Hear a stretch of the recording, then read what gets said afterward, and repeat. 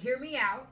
because I know you may not think that you need to participate in therapy. You may think that the other parent is the only one that needs some help, right? But the reality is, when you're going through a family court case,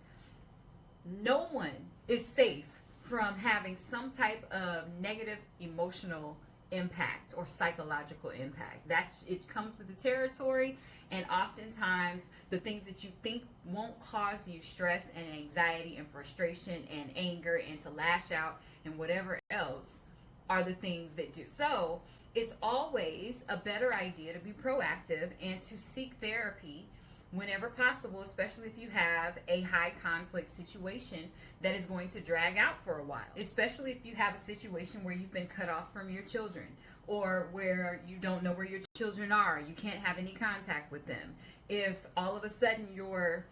soon to be ex-spouse, or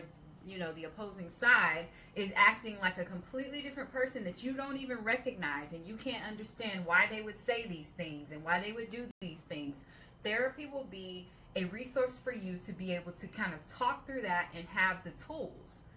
so that you can work through that and move your case forward, and so that you can do it in a way that won't negatively impact you on the same level that it will if you try to do this process on your own. The same goes for your children. A lot of times we don't realize that our children are experiencing their own fight internally when they're having to deal with their parents going through a custody case or getting a divorce. They may remain silent about their feelings. They may not express the complete truth about how they feel about the fact that you're separating or you're going back and forth to court. Or they may be expressing things, but it may not even be in alignment with what they truly feel, because they're too worried about you and the other parent and saying the right things and trying to make the other parent feel away and you feel away, and all of these things that children should not have to be involved in. So just like it's a good idea for you to get therapy, your children should also have a safe space so that they can have a resource and someone to speak to and help them work whatever it is that they're experiencing